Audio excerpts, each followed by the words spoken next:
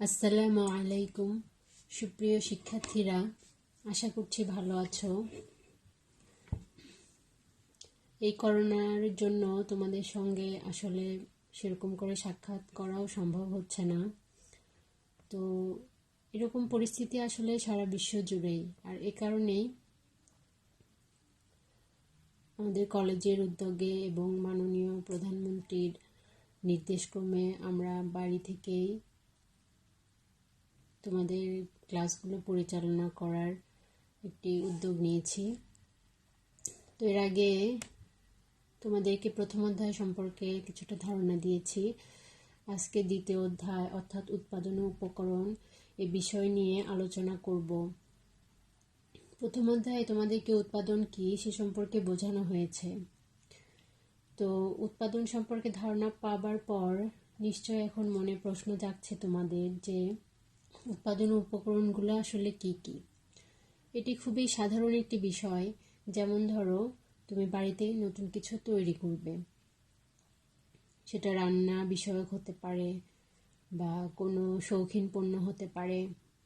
তো স্বভাবতই একটা বিষয় খেয়াল রাখতে হবে যে তৈরি করতে গেলে আসলে কি কি জিনিস আমাদের লাগে।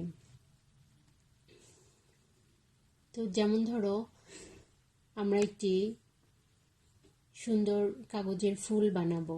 তো কাগজের ফুল বানাতে আমাদের কি কি লাগবে? কাগজ লাগবে, তারপরে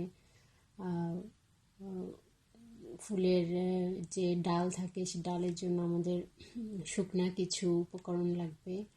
তারপরে ধরো আঠা লাগবে, তারপরে বিভিন্ন রঙের কাগজ আমরা সেই আঠা দিয়ে ওই ডালের সঙ্গে লাগাবো এরকম। তারপর সবশেষে ধরো একটি সুন্দর ফুল তৈরি হবে। তো এটা একটি সাধারণ ঘটনা হিসেবে তোমাদের সামনে উপস্থাপন করা হলো। আসলে ব্যবসার জন্য উৎপাদনটা খুবই গুরুত্বপূর্ণ একটি বিষয়। যদি আমরা উৎপাদনই ভালোভাবে না করতে পারি তাহলে আমরা বিক্রয় করব কি? তো সেই উৎপাদন করতে গেলে আমাদের কিছু উপকরণের দরকার হয়। সেই উপকরণগুলোর মধ্যে প্রথমে আসে ভূমি, তারপরে মূলধন, তারপরে শ্রম, তারপরে সংগঠন। তো আজকে আমরা ভূমি নিয়ে আলোচনা করব। ভূমি বলতে আমরা সাধারণত পৃথিবীর উপরিভাগকে বুঝি, কিন্তু ব্যবসার ভাষায় ভূমি বলতে আসলে পৃথিবীর উপরিভাগকে বোঝানো হয় না কেবলমাত্র। মহান আল্লাহ তাআলা আমাদের বেঁচে থাকার জন্য পৃথিবীতে মাটির উর্বরতা শক্তি, আবহাওয়া, বৃষ্টিপাত, জলবায়ু, তাপ, পানি, বাতাস, সূর্যের আলো, খনিজ সম্পদ, বনজ সম্পদ, মৎস্যক্ষেত্র, নদ নদী ইত্যাদি বিভিন্ন কিছু দান করেছেন।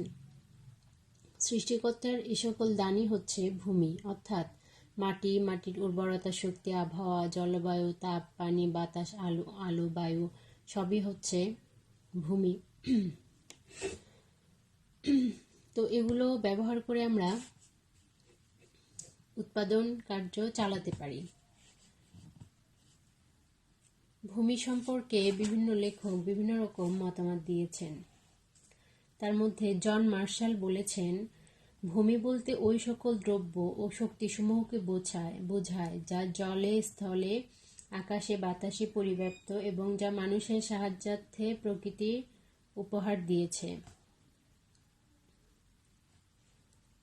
সুতরাং ভূমির বিষয়টাকে আমরা এভাবে চিন্তা করতে পারি যে ভূমি হতে পারে মাটি কিংবা মাটির উর্বরতা শক্তি, আবহাওয়া, বৃষ্টিপাত, জলবায়ু, তাপ, পানি, বাতাস, সূর্যের আলো, খনিজ সম্পদ, বনজ সম্পদ, মৎস্যক্ষেত্র, নদ নদী ইত্যাদি, যেগুলো আসলে আমাদের উৎপাদনের জন্য খুবই প্রয়োজনীয় কিছু বিষয়। এগুলো ব্যতীত উৎপাদন সম্ভব নয়। তো ভূমির কিছু বৈশিষ্ট্য রয়েছে। ভূমির বৈশিষ্ট্যগুলো তোমরা খাতায় লিখে রাখতে পারো। 1 নম্বর বৈশিষ্ট্য হচ্ছে ভূমি প্রকৃতির দান। 2 নম্বর বৈশিষ্ট্য হচ্ছে ভূমির যোগান সীমিত। 3 নম্বর ভূমি বিভিন্ন প্রকৃতির। 4 নম্বর ভূমির ক্রমহ্রাসমান প্রান্তিক উৎপাদন বিধির কার্যকারিতা। তারপর ভূমি অবিনশ্বর, ভূমির যোগান দাম নেই। এই সবগুলো পয়েন্টের মধ্যে ভূমি প্রকৃতির দান, এটি তোমরা সহজেই বুঝতে পারছো যে প্রকৃতি থেকে আমরা ভূমিকে পাই। ভূমির যোগান সীমিত, অর্থাৎ এই বিশ্বে মধ্যে আমরা জানি যে 71 ভাগ পানি এবং 29 ভাগ ভূমি। সেই 29 ভাগ ভূমি আবার প্রতিনিয়ত সমুদ্র স্রোতের কারণে কিছুটা নিমজ্জিত হয়ে যাচ্ছে। তো এ কারণে ভূমির যোগানকে সীমিত বলা হয়েছে।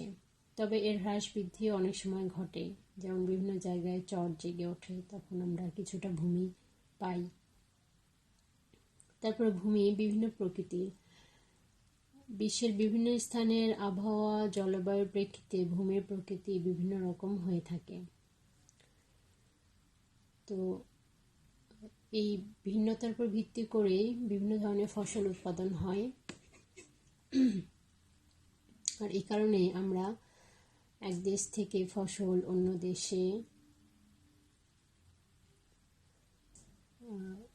এক্সপোর্ট অর্থাৎ রপ্তানি করার মাধ্যমে আমাদের প্রয়োজনীয় চাহিদা পূরণ করতে পারি।